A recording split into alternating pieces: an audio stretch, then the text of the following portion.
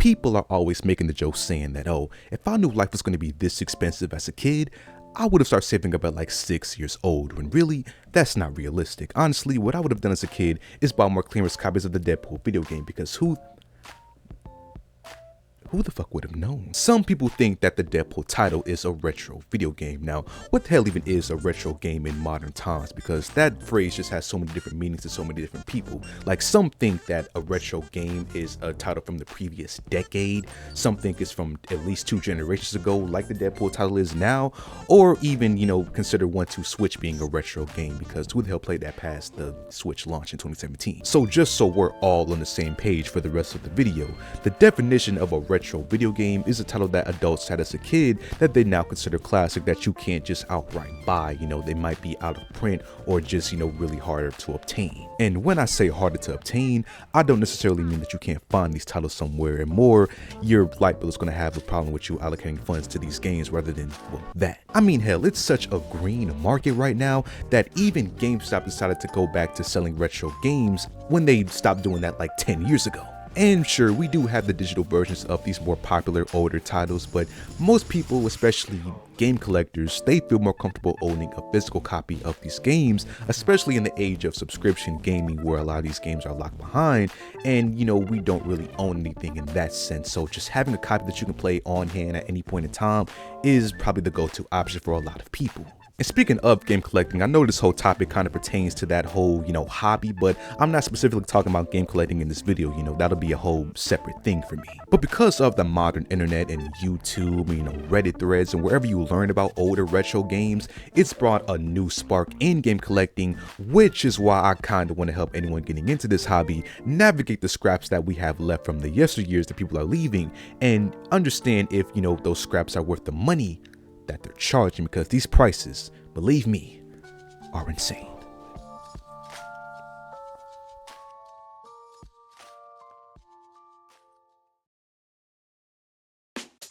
So to set the stage before we even talk about anything specifically, why even are retro games so expensive right now? And honestly, you can attribute that to, you know, simple supply and demand. A lot of these older titles, you know, are out of print. Maybe in their heyday they had a really limited print, so they might be even harder to find because of that. And then, you know, you just have the deal with random gamers deciding what games are popular and what games are not. Again, to the Deadpool game, that title was already pretty expensive, at least for the PS4 and Xbox One version, because, you know, they had a limited print run on that title. But once the Deadpool and Wolverine movie came out, oh my god, all hell broke loose. And really, that's more of a modern title. That game came out in 2013. Most of, you know, the retro games that you're probably thinking in your head right now were like the N64, NES games. Those games came out in the 80s and 90s, so you can only imagine what those games, especially new in box, are going for right now. Trends on the internet play a big factor in deciding what games are popular right now, renowned among gamers. So I would say my first word of advice to know if you really want a game is to ask yourself, you know, do you want this game for the game, or would you even want it if there was not enough like hype at that moment around that title that you're probably looking at? Like, for anyone who bought the Deadpool game during the whole Deadpool and Wolverine movie campaign, or anyone who bought any of the original Mario games on NES or N64, like new in box and really pristine condition during the Mario movie campaign, I just got one question for you. How do you feel right now? It is really easy to fall into the trap of the hype, especially if you're, you know, looking at an IP that's getting new installations. So people are looking at the older games, or maybe you're watching just content of the older games, so you get really excited over it, but it's an expensive title. If it's something that you really want, consider it. But if it's something that you're just caught up in the moment, and you can like consciously know that, you can probably wait a little while. But let's say you have a game that you actually do want. You know, what can you do to get the best possible price for this game? Now, what I recommend you should do for really anything that has, you know, options like this is to check a price charting site, to where you can see the average prices that are, you know, the games being sold at from actual listings. Because look, you'll find sellers on the internet or, you know, in person that'll sell you a game for whatever they think that game is worth, no matter how egregiously stupid that is. But if you go to like a site like Price Charting and check that game, you might find that it's actually worth, you know, way less, especially if you're buying that game just on the disc version of it, if it has a disc or a cartridge without the box. Like I just mentioned, you've got sites like Price Charting, but there's also sites like GameEye. You can just check eBay sold listings if you want to just go on there and see what what recently sold for this title. It's really important to understand that if you're going to commit to a more expensive game, you gotta know the price that people are paying for this title so you don't accidentally overpay for that game, because if you do, then you're just gonna be a sucker. I mean, there's nothing wrong being a sucker, you know, there's some good suckers out there, but I'd rather you not be a sucker. But okay, let's say you found a game and you found it at a decent price, or at least a manageable one that maybe the seller give you an offer on.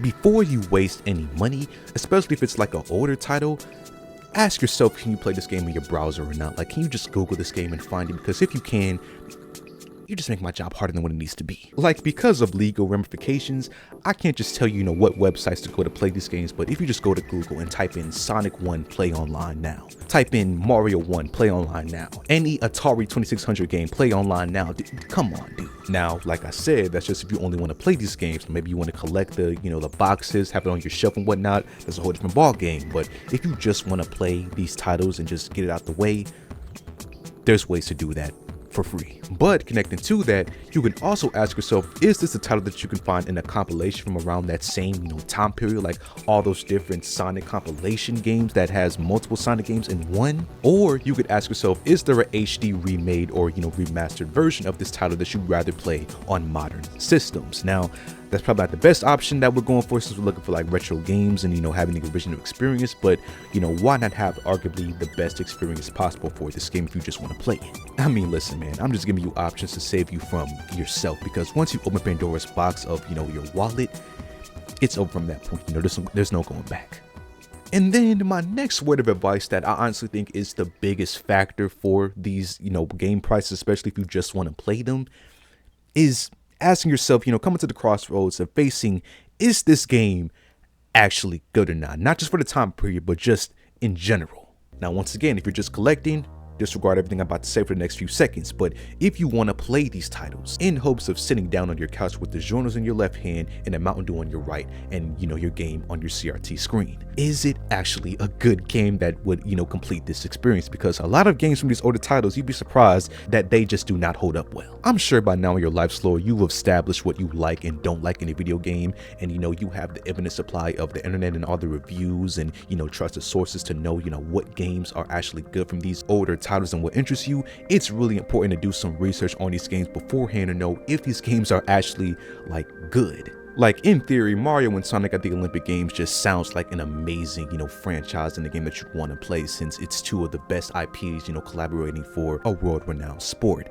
But those are some of the most empty, shallow, you know, easy to play in like 1 hour games that you'll ever find in the market. So, you know, you just got to be careful with that. And then for my last word of advice for today, which kind of coincides with what I just said, but really, you kind of got to understand, you know, is this really a game that you want to experience, or is it a game that you want to experience the nostalgia of playing it? Like, if you had this game as a kid, but you have to rebuy it now as an adult. Because if it's the latter, you know, as your wizard doctor, I might have some bad news for you. Sit down at the fireplace and let me tell you a story. Now, back in 2022, I bought a brand new sealed copy of Go Vacation, which was Bandai Namco's 2011 open world minigame collection title that was my childhood in an entire video game. I didn't particularly have to buy the game new and sealed, but I really wanted to capture the exact same feeling I had in Christmas 2011 when I opened the game for the first time as a kid, and, you know, just experience everything that I had beforehand. I took it out, played it for like 3 or 4 days, you know, the whole weekend, but the feeling of, you know, fun didn't really last long. The game was fun, but the feeling that I was looking for, I couldn't find it, and I just ended up getting, you know, serious buyer's remorse for the price that I paid for it, because unfortunately, I wasn't just looking for those, you know, Wii Resort freaking rip-off minigames. I was subconsciously trying to buy back my childhood, which you just can't do in real life. I mean, if you could, that'd be $1 billion business that would always be sold out. Because nostalgia is a powerful, almost drug-like thing that can easily be taken advantage of if you're not careful and, you know, understand, you know, what you're looking for. Because, you know, look at all the advertisements nowadays that are, you know, trying to capture your nostalgia and make you think about the good old days as they try to sell you a new product based on, you know, the good old days. It's the same thing with retro titles. If you don't, you know, understand what you're trying to buy and why you're really trying to buy it, you could end up paying insane prices for honestly mediocre games or games that you just don't have to pay that price point for, honestly. I may be an all-knowing wizard, but even I can't tell you, what a game means to you if there's a price attached, because that's just something that, you have to culminate everything I've talked about, plus your own feelings toward this game, and figure that out for yourself. So hopefully after today, you'll be able to find a retro game that you really want, or maybe you're considering, and understand what it really means to you on a personal level. And that's all that I got for today, man. If you enjoyed, leave a like on the video, subscribe, and I'll see you guys in the next video.